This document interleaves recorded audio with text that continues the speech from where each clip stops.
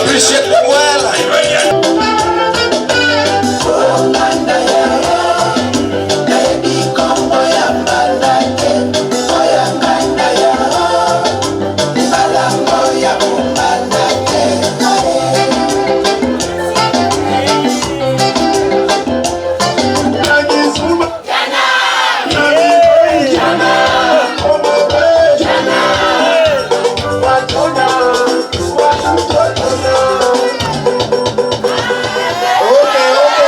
On 28th of July 2025, teachers, pupils and parents of Jakson School located in Kadika area, Migori County celebrated the rich talents and vibrant culture of different communities. I'd like to take this opportunity to invite you to our annual Heritage Day. This is an activity that we do each and every year to let our kids learn about the different cultures found in our country. And this helps them embrace their cultures, and it unites them and teaches them about unity and all. So we really value this day, and we believe that all of us are going to learn from the kids. The Heritage Day, being on its second anniversary, showcased the creativity and diversity from different cultural backgrounds. The event featured a wide range of activities, including traditional dances, music performances, and art exhibitions. These young pupils demonstrated various communities in their art, skills and talents, highlighting the importance of embracing culture in education. Grade 1 learners, ready to entertain you with the Sukuti dance. Get ready. This dance was practiced by the Iswa in the Daho during ceremonies such as weddings, funerals, and the religious gatherings. Welcome. Can we appreciate them well? I think they are doing it so well. Look at the energy.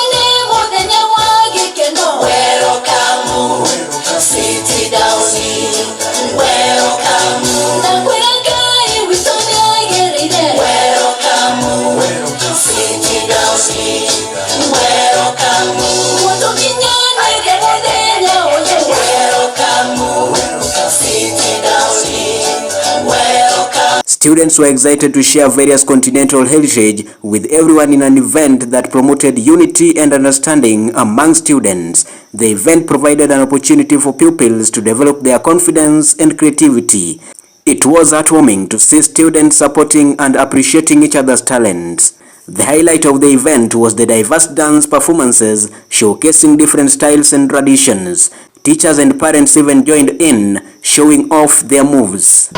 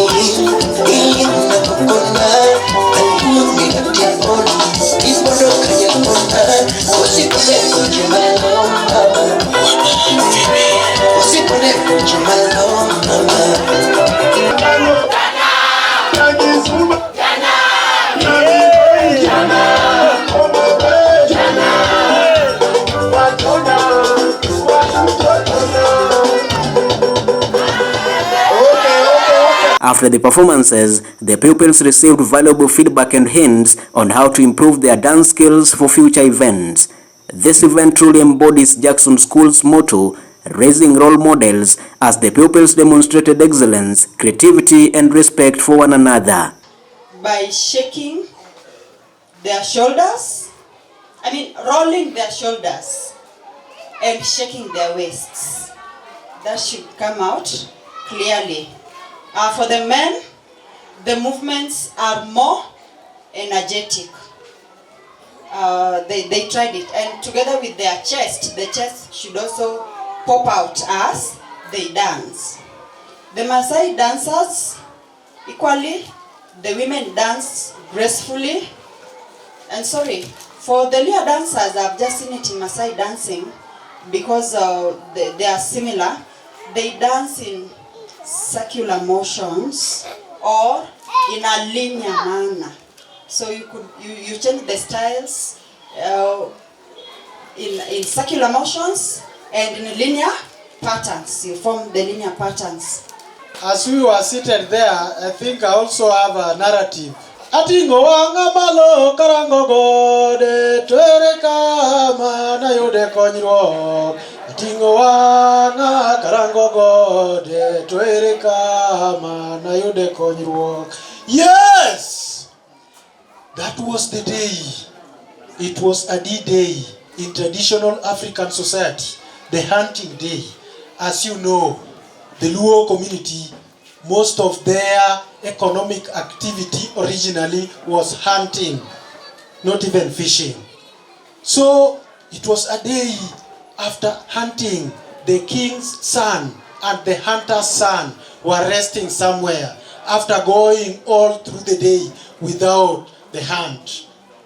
Then as they were resting near acacia tree, all of a sudden an antelope came from nowhere. Yes! They thought it was a manna sent from heaven because the antelope came limping. No sooner had they looked behind than the antelope jumped into their group. Then, as you know, when we are going for hunting, traditionally you have to carry your weapon.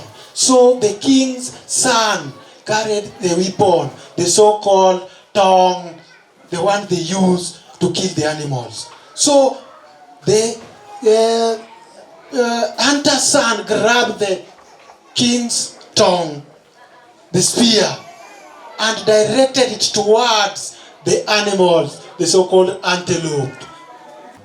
Took the king's son's bead, and you know these beads were traditional symbols of authority.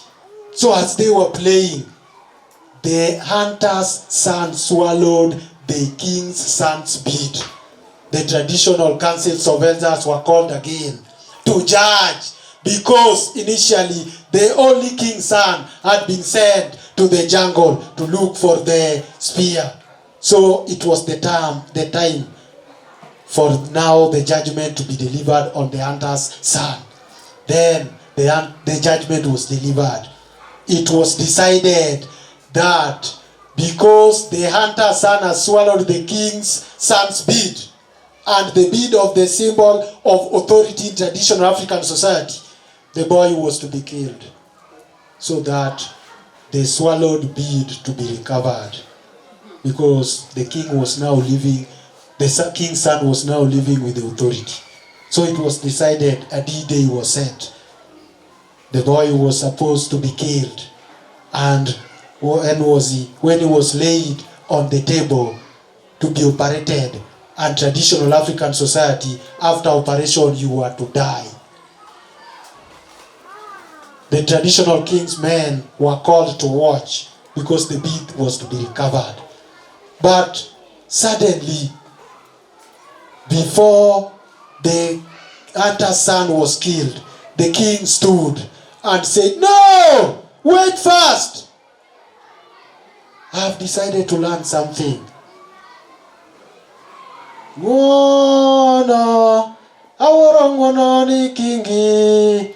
Ngwana, awara ngwana ni kingi. Ngwana mara nyola. Ngwana, awara ngwana ni kingi." Yes, the king stood his ground and went against the traditional councils of elders that were the final decision makers in the society.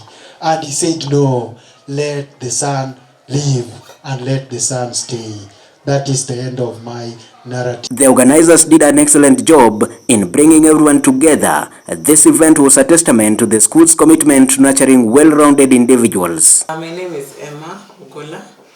I'm the principal at Jakson. Joined here last year, January. So I'm the one who came up with this idea of Cultural Day, which always do at the end of every term to make the children know more about their culture and embrace their culture as Kenyans and different tribes. And we also wanted this Cultural Day to bring unity, because we have a lot of issues in the country about tribalism and all. So when you have such occasion or such an event in school, it brings about unity. They cooperate and work together to make their performances great. That's the main essence of this Cultural Day. The reason we're working on the confidence of the children, because mostly in our school the main language is either English or French. So if at all someone comes and speaks in Luo or a foreign language, they kind of shy off from communicating to them. So the reason we brought this Cultural Day to enable them learn their local languages and be confident to talk in front of people about their languages, and also dance traditional performances from their different cultures. Sometimes during Moise era, that is late 80s and early 90s, we realized that we needed to integrate ourselves, that we are made up of so many groups that unless integration is done, then we can go tribal way, like what led to the impeachment of the former vice president, that you mentioned your tribe. So what was happening today, or what has been encouraged, is that we need to know each other's culture. Each and every tribe, you need to know what other tribes are doing, so that you get to know and then you love them. You see, unless you are informed, unless you know what others are doing, then you might think that they are uncultured or they are doing things which are not correct or something like that. Like for a long time, the Luos on this other side believed that Koreans are thieves, that they are stealing animals from them. But when I went to Korealand, I realized that taking other people's animal is economic activity. It's not stealing. It's an economic activity.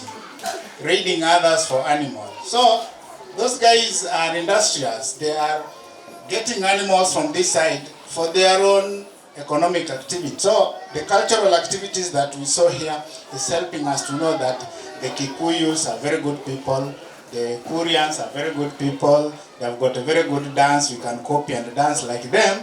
And so it was very important. The talent and cultural event was a resounding success, celebrating the diversity and talents of Jakson School's pupils. ACTT Digital Media was on location to identify, nurture and promote young talents. This is ACTT TV, an education corporate platform. Subscribe to our YouTube channel for all matters on competence-based education, CBE and much more. Reporting for ACTT TV, this is Andrew Odhiambo.